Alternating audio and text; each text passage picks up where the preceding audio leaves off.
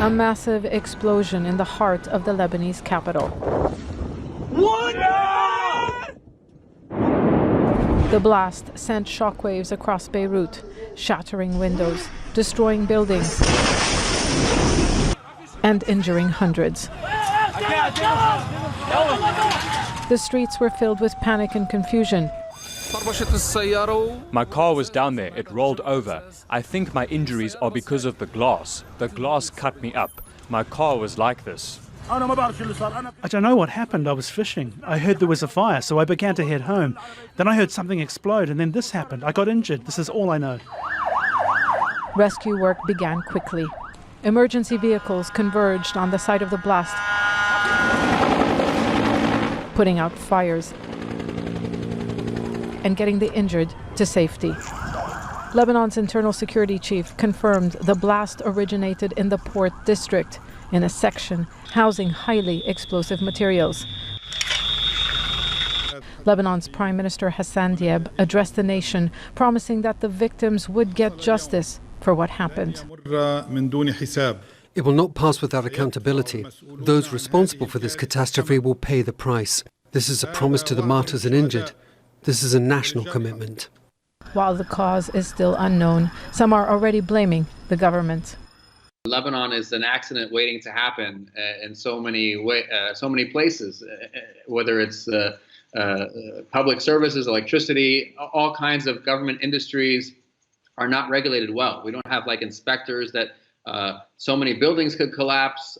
So, again, all the problems that Lebanon faces is because they don't really have a strong government that is able to ensure the safety of its citizens.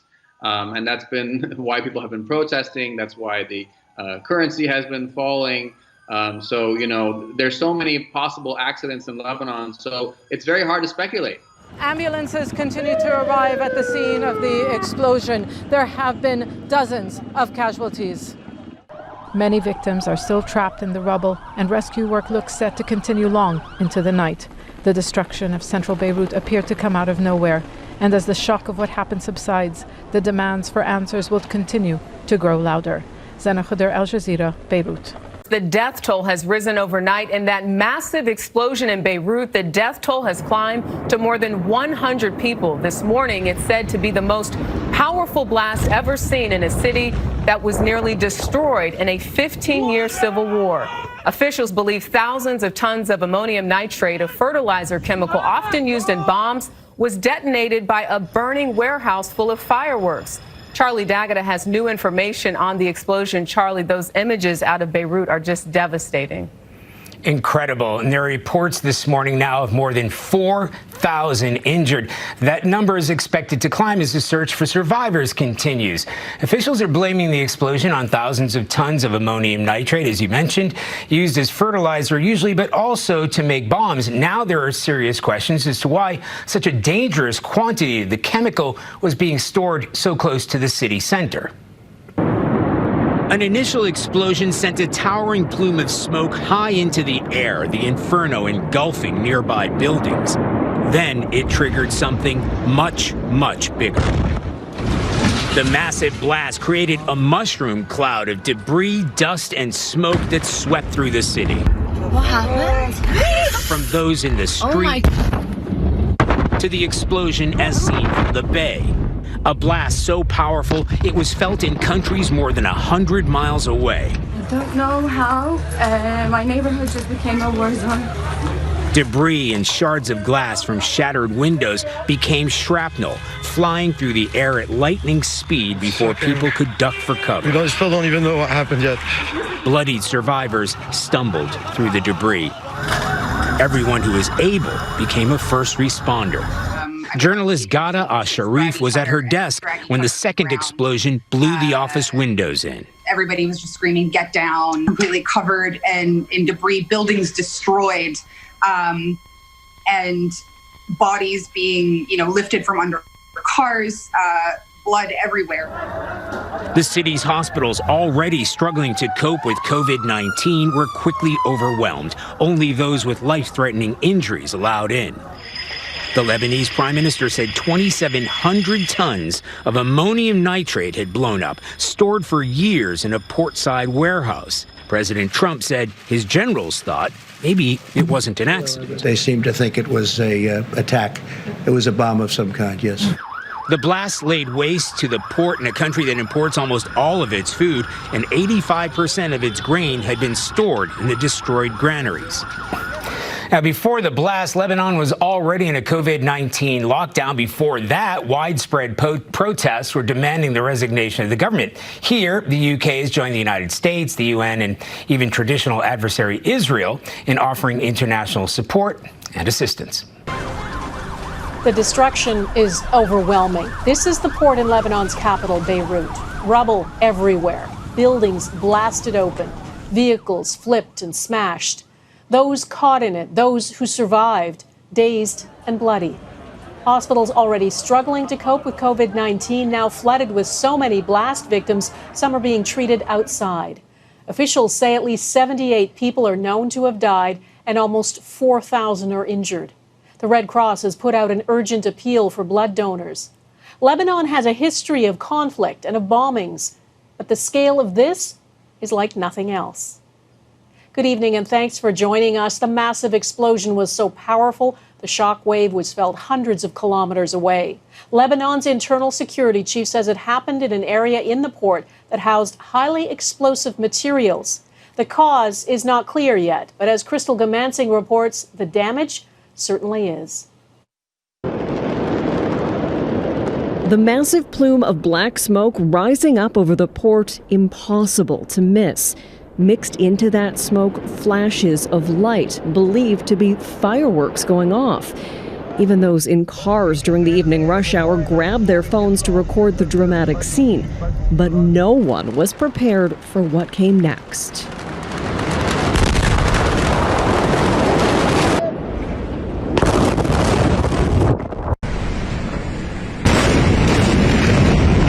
An explosion so powerful, shockwaves were reportedly felt clear across the Mediterranean in Cyprus. The glass shattered all over the cars around us, the buildings, all the glass just went down. It was raining glass all over the city of Beirut. Images show buildings far from the explosion site destroyed. Many people were caught on the roads, unsure of what to do next. My car's down there, he says. It rolled over. I think this injury was because of the glass. Lebanon's prime minister said the nation is suffering and called on friendly neighboring countries for support. Faced with a major economic crisis and the strain of the COVID-19 pandemic, Lebanon's health system is itself ailing and now struggling to keep up with the thousands of injured people caught up in the explosion. This woman says, we thought it was a container in the port that was on fire and they weren't able to put it out. A few seconds later, we were flying through the air. Exactly what happened is unknown. One security official says the source of the blast was a building at the port where explosive material was kept. Wednesday has been declared a national day of mourning. Crystal Gamansing, Global News, London. It's not clear if there are any Canadians among the victims, though we know that nearly 11,000 Canadians are registered as being in Lebanon. Prime Minister Justin Trudeau has offered Canada's support to the country, tweeting absolutely tragic news coming out of Beirut. Canadians are thinking of everyone who has been injured and all those who are trying to locate a friend or family member or who have lost a loved one. We're keeping you in our thoughts and we stand ready to assist in any way we can. And Canada's Foreign Affairs Minister tweeted, tragic news out of Beirut today. Canada is closely monitoring the situation. Our hearts are with the victims and their families. We stand with the people of Lebanon and the diaspora during this difficult time, and we are ready to assist however we can. He urged any Canadians in need of emergency consular assistance to contact the government. Before this explosion, Lebanon was already crippled by the worst economic crisis in years. Decades of political mismanagement, corruption, and overspending have accelerated in recent months to the point of economic collapse. The Lebanese pound has lost 80% of its value since last October. Pandemic restrictions have led to job losses, poverty, and despair. Unemployment is at 32%. Many parts of Lebanon only get 2 or 3 hours of electricity a day. Bread, a staple of the Lebanese diet, is in short supply because the government can't fund imports of wheat. The charity Save the Children estimates more than 900,000 people living in and around Beirut do not have enough money to buy food. And talks with the IMF about a $10 billion bailout stalled in July. Jamie Davison knows firsthand the damage hurricanes can cause. Hurricane Juan brought down trees that did tens of thousands of dollars in damage to his home in 2003. We had 2 big tree strikes on the house, one in my youngest boy's bedroom, and then one bounced off the house and took out my front porch and my car. His neighborhood was hit by Hurricane Dorian last year too. And today, the National Oceanic and Atmospheric Administration in the United States announced this season could be extremely active, second only to 2005, the year of Hurricane Katrina. There could be up to 25 named storms, including up to 11 hurricanes. A normal year has 12 named storms. So we are, our forecast range has a range that could be as high as double the amount of activity for a normal year. Part of the reason is warmer water. Scientists don't yet know whether it's linked to climate change. It's also unclear what all of this could mean for Canada. Until they form, it's impossible to say where they're going to go. This warning preparedness meteorologist with the Canadian Hurricane Centre says typically about 40% of the storms that develop in the Atlantic Ocean in a season impact Canada in some way. He is confident about one thing. People living along coastal areas of the Atlantic Ocean are going to be really lucky if we, escape, damage and destruction this year based on those numbers. He's urging Canadians to be prepared this year more than ever, as the pandemic will make it difficult, if not impossible, to prepare at the last minute. Jamie Davison intends to take that advice. I haven't had a generator yet, and I'm thinking that's on the shopping list. He's hoping for the best, but preparing for what could be one of the worst hurricane seasons on record. Kayla Hounsell, CBC News, Halifax. Okay, so good time then to check in with meteorologist Johanna Wagstaff. Johanna, what more can you tell us about the link of this to climate change? We know that the 2 main factors in hurricane development is warmer waters and wind shear, which is the upper level wind's ability to tear a storm apart. And as we heard from Kayla, we know sea surface temperatures are getting warmer, and that is a link to climate change. In fact, you can see from this map, the Atlantic is well above seasonal for anomalous temperatures right now. The other factor, though, wind shear, that is also increasing with climate change. So they are sort of canceling each other out. Wind shear is very low this year, and that's another reason why the hurricane prediction is so high, Adrian. So is this what we expect to see in the hurricane seasons ahead? Not necessarily. We know that because we've got these 2 opposing factors, that climate change is increasing the sea surface temperatures and wind shear.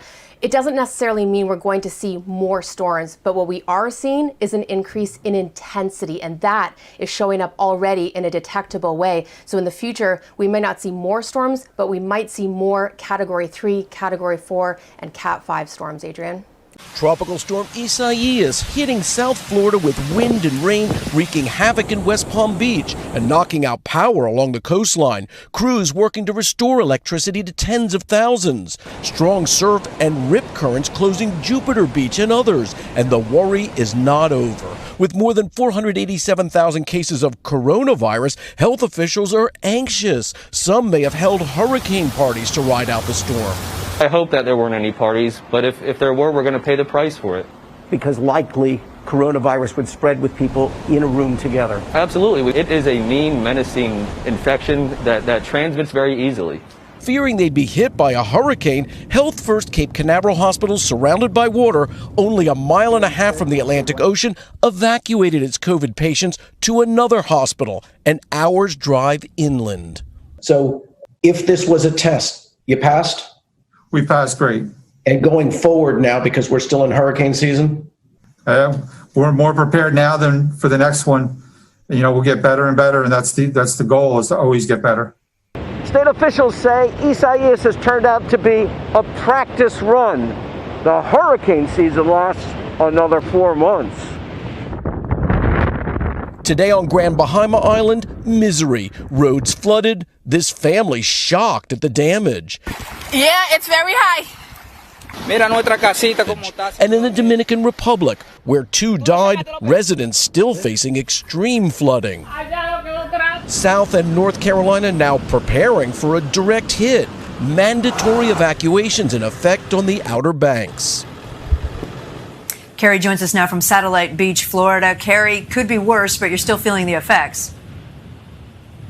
Absolutely. We got a break in the rain, but the wind is still fierce and the ocean is mighty. One of the things that officials learned during this experience was how to open a shelter during a pandemic. It worked. Everybody had their temperature taken and everybody got in. It's information and experience they're now sharing with shelter managers in Georgia, South Carolina, and North Carolina, Kate. Carrie Sanders in Florida. The storm set to affect the entire east coast of the U.S. NBC meteorologist Janessa Webb is tracking it all. Janessa, what can we expect? Kate, we have rain bands lashing East Florida right now. Tropical storm Isaias, 65 miles southeast of Cape Canaveral. It is racing into the Carolinas, where we are going to possibly see storm surge, also gusts picking up to 70 miles per hour, a potential landfall across the Carolinas Monday night into Tuesday. It will continue its race into the northeast, where we could see damaging wind gusts and flooding rain for 70 million.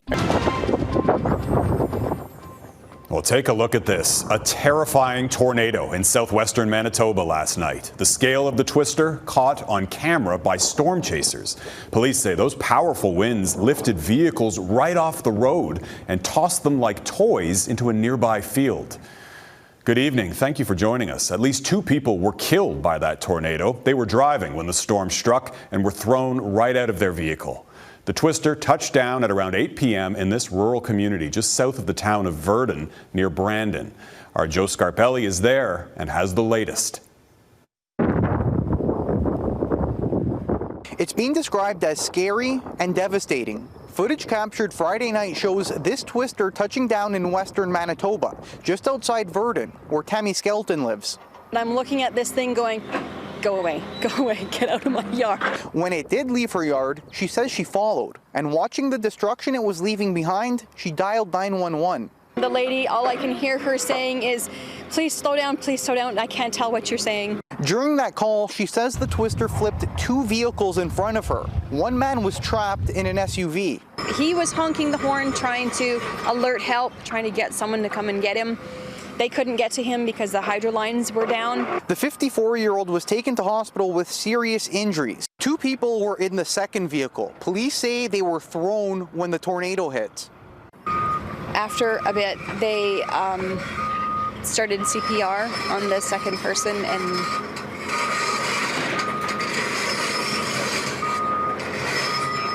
yeah, it's very unfortunate.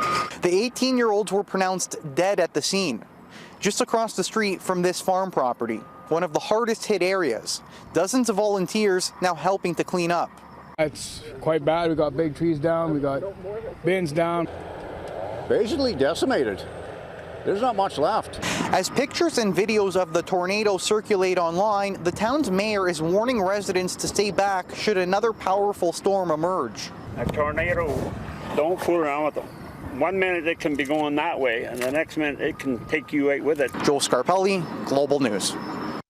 Now, Environment Canada is still investigating and trying to determine exactly how strong that tornado was. The intensity is measured on what's called the Enhanced Fujita Scale. Now, Canada has only ever recorded 1 tornado that reached EF5 status, the most powerful, and that was also in Manitoba.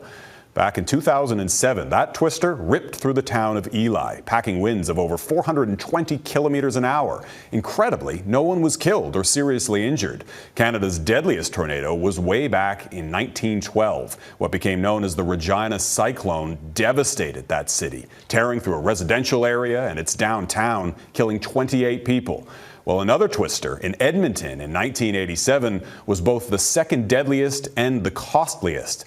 ripping through the city and causing more than $300 million in damage. People have been evacuated from homes and campsites near the Marseille region of France as fierce fires rage across the area. It's just one of many wildfires burning in Europe as summer temperatures rise. Hermione G reports. Hot weather across Europe has been causing problems for fire crews as they battle wildfires. On the coast near Marseille in southern France, firefighters were trying to contain outbreaks being whipped up by strong winds. More than 800 hectares have already been affected. Late on Tuesday night, campers were told to evacuate onto the beach to avoid the encroaching flames. They were caught off guard. Anyway, it's going really, really fast. Look at the wind. You see the smoke. It's going crazy fast. At first you could see flames in the distance, and then it was getting closer and closer. And we saw flames that were 50 meters away from the house, and they were 20 meters high. Central Italy in the Abruzzo region, the battle to contain wildfires has been going on for several days. Firefighters have increased their efforts to combat a wildfire that's approaching a residential area of L'Aquila. The blaze, which is suspected to be an arson, is one of several forest fires currently raging in Italy in the intense summer heat. And in Russia, authorities say there are currently active bushfires in around 60,000 hectares of land. The Chukotka Autonomous Area and the Amur region in the Far East are particularly badly affected. In Oregon, the Fir Mountain Fire is burning near Hood River, the Worthington Fire near Medford, and the Matlock Fire just south of Pendleton. And as of August 3rd, there has been 914 fires in the state of Oregon.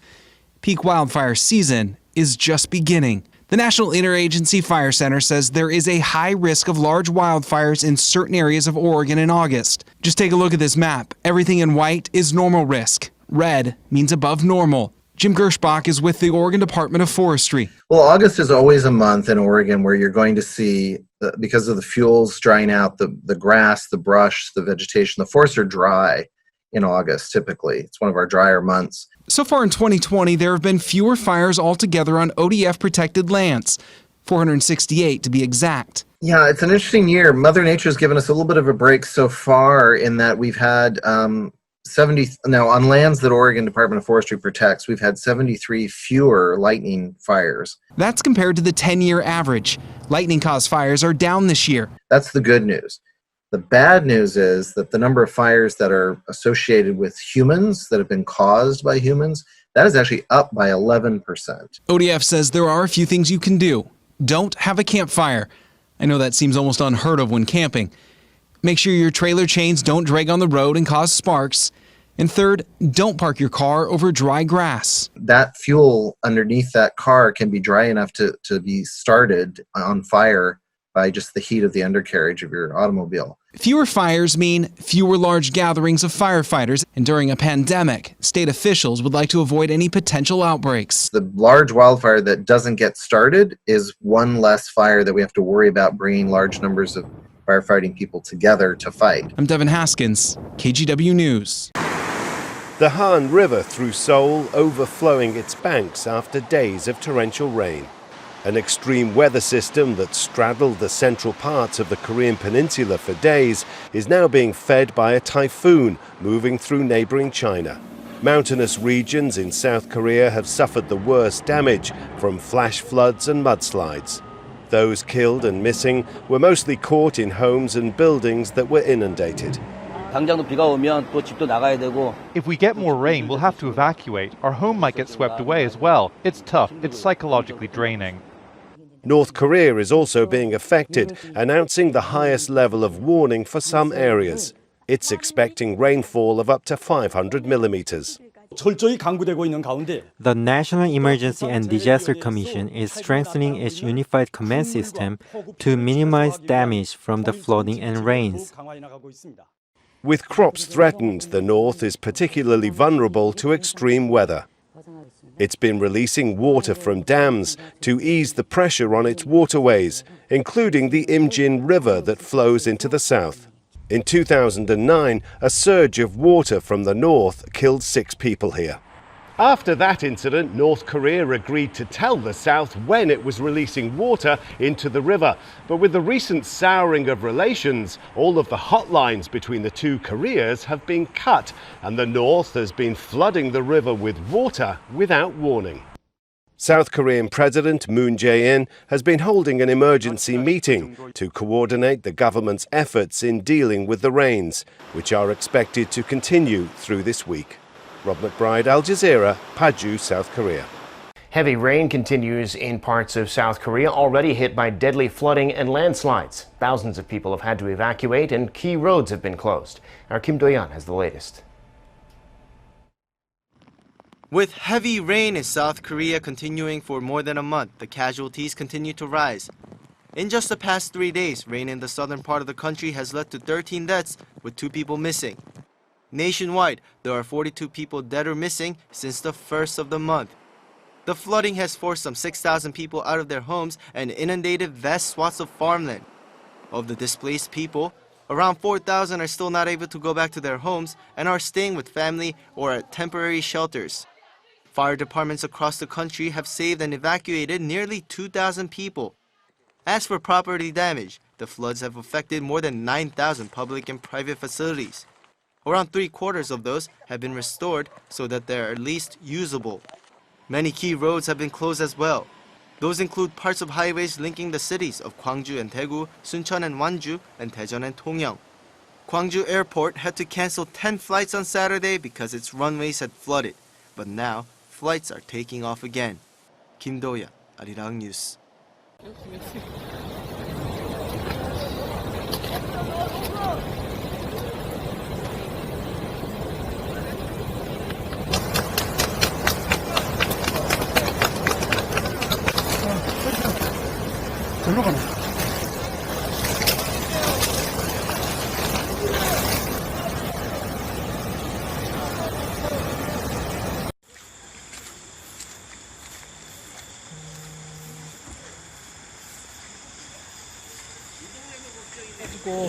아, 그렇게 어떻게 잘 돼요? 아니 똑같은데요. 이리 비가 주말마다 비가 오는 바람에 우리는 완전 그러니까 다 그래 지금 막 모아놨다가 지서고 뭐. 그럼 여기 마을도 피해 움직여야겠는데요. 여기 물이 계속 들어오니까.